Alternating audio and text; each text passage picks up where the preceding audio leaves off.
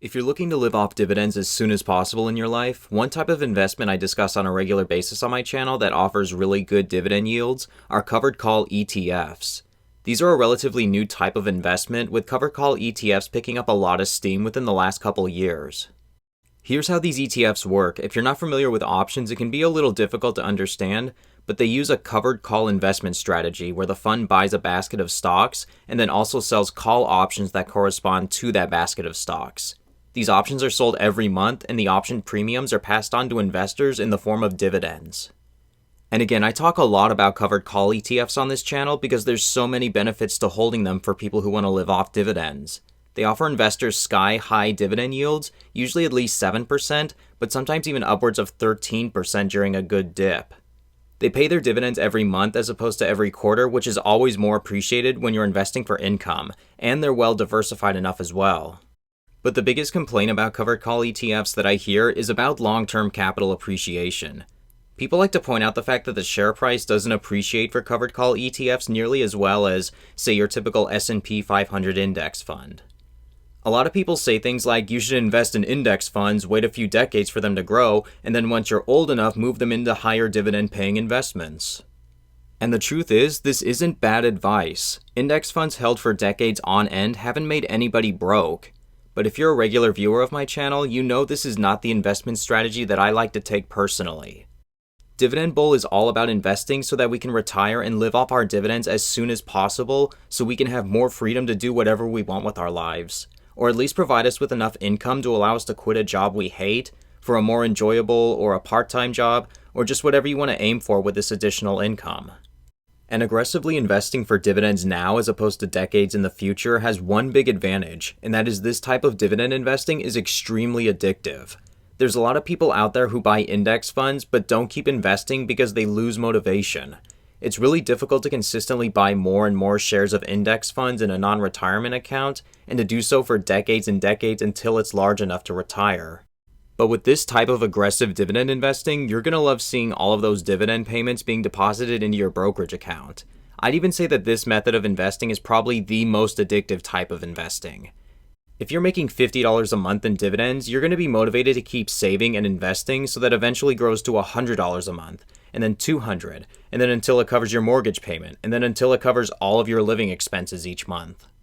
But I do know that a large group of my viewers either want to invest in a retirement account or you're nearing retirement age already. And if that's the case for you, then covered call ETFs are a great investment choice that offer higher monthly income even if you don't have millions of dollars saved up for retirement. So when it comes to investing in covered call ETFs, what do I personally think our approach should be, and what am I currently doing with the covered call ETFs in my portfolio? In today's video, I'm going to discuss what I refer to as the three main covered call funds, compare the three of them, and explain how I personally think covered call ETF investors should approach these funds in order to maximize monthly dividend income and provide as much safety as possible with these. The three main funds I'm referring to here are Qyld, JEPI, and NUSI. These ETFs, from what I've gathered, are by far the most popular covered call funds out there. I know there's also RYLD, which uses covered calls on the Russell 2000 index, and then XYLF for the S&P 500. Then there's also funds like QYLG and XYLG that try to aim for both growth and dividends, but both of these funds have really small dividend yields of only around 3%, which I personally don't have interest in since I'm seeking income. But the three I mentioned earlier are the most popular, with Qyld being the largest of the three. It's the oldest fund that kind of started the covered call ETF revolution. Taking a quick look at Qyld, aka the NASDAQ 100 covered call ETF, we can see that as of the making of this video, it currently has a dividend yield of 11.99%, which is by far the best dividend yield out of any covered call ETF. JEPI, the JP Morgan Equity Premium Income ETF, has a dividend yield of 7.57%, which is considerably lower than Qyld. Finally, when looking at NUSI, the Nationwide Risk Managed Income ETF, we can see this has a dividend yield of 7.7%. If we went solely off dividend yield, Qyld is obviously the superior choice among the three ETFs. However, there are some additional things that investors who own these type of funds should be aware of. Both JEPI and NUSI offer downside protection that Qyld doesn't, meaning that during times when the stock market is plunging, JEPI and NUSI's share price won't drop as dramatically as Qyld's. For one thing, both JP Morgan's covered call ETF along with Nationwide's NUSI, they're both actively managed funds, whereas Qyld is passively managed. An actively managed fund means that a fund manager is responsible for handpicking every single stock that goes into that ETF. So in theory, the fund manager should change what's held in the ETF if some holdings are underperforming. It can also mean during market turbulence that the fund manager makes changes during bear markets to minimize volatility of that ETF.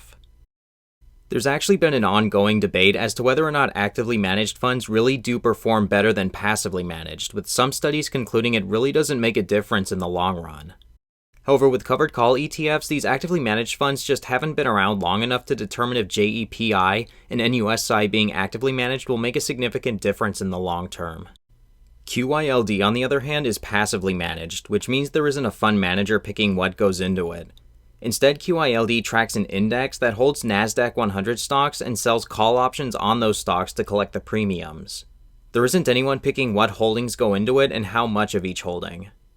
There's some additional ways NUSI and JEPI offer downside protection. In JEPI's case, when we look at this fund's top 10 holdings on their website, we can see Microsoft, Intuit, and Target, but we see these 5 other holdings here that make up approximately 15% of JEPI's portfolio. If you're wondering what these securities are, they're actually something called equity-linked notes. I personally don't have any prior experience in investing or dealing with equity-linked notes, so I decided to do a little more research, and what I found is that these are basically a fixed income investment that's tied to an equity investment. And in some ways, ELNs can be safer investments because they offer principal protection, meaning that in certain situations, the full capital is protected. In this case, since ELNs make up 15% of JEPI's portfolio, that can provide some good downside protection for this fund.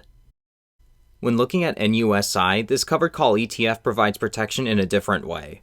Not only does it write covered calls on the holdings in this fund, but in addition it also uses protective puts on the holdings as well.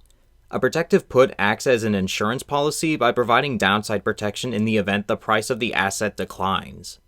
So with the downside protection that both JEPI and NUSI offer, we can see why exactly these two covered call funds offer a smaller dividend yield than Qyld. But I'd still like to point out that even though their dividend yields are less, they're still incredibly high. An 11.99% dividend yield is excellent, but 7.7 and 7.57% with good growth is still a really good option. If we compare these funds further, we can see that all 3 of them are pretty well diversified. Qyld currently holds 103 securities, JEPI has 101 securities in ELNs, and NUSI currently holds 105 different securities.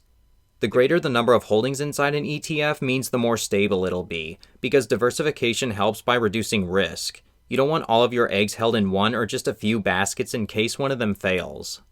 Another thing I thought was interesting was comparing the expense ratios between these 3 funds. The expense ratio is basically the annual fee you'll pay for holding a particular ETF. And what I thought was so interesting is that Qyld, which is the passively managed fund, has a pretty high expense ratio when compared to JEPI and NUSI, which remember are both actively managed. ETFs that are actively managed, again meaning a portfolio manager hand selects the funds that go into that ETF and makes changes as needed, typically have higher expense ratios than passively managed funds because the fund manager needs to be compensated for their work. But in this case, Qyld has an expense ratio of 0.6%, whereas JEPI's is only 0.35%. I'm not really sure why Qyld charges so much for a passively managed fund here. NUSI's expense ratio is the highest at 0.68%, but again, since it's actively managed and it uses both calls and puts, I'm really not surprised here. Finally, if we compare the performance of these 3 funds' share price from the last year, JEPI is up about 18%, while Qyld is up about 5.44%, and NUSI is only up 3.11%. Even though JEPI is the youngest ETF out of the 3, with it only being launched about 14 months ago, it's been the best performer over the last year in terms of share price appreciation. So when looking at these 3 funds, how should we choose to invest in covered call ETFs? Or maybe you're probably wondering what my approach is to investing in these ETFs since I'm personally a big fan of them. If we simply invest all of our money into the highest dividend paying fund, which is Qyld, that in my opinion probably isn't the best long-term strategy, and I'll explain. For those of you looking to have a dividend portfolio that'll enable you to live off your dividends no matter the conditions of the stock market, that downside protection that both JEPI and NUSI can really come in handy during bear markets. Not to mention that capital appreciation both of these two funds have experienced can also really come in handy if you need to sell for an emergency. So what I personally choose to do with the covered call ETFs in my portfolio is to split my investments by thirds. 1/3 of the money I have in covered call ETFs go into Qyld, another third goes into JEPI, and then another third goes into NUSI. By doing this, the dividend yield I receive from these funds comes out to about 9.08%. And granted, I know that's not nearly as great as putting it all in Qyld for 11.99%, but I sleep better at night knowing that these two funds got me covered if we go into a bear market tomorrow. And again, remember that a 9.08% dividend yield on a well-diversified monthly dividend-paying group of investments is still incredible.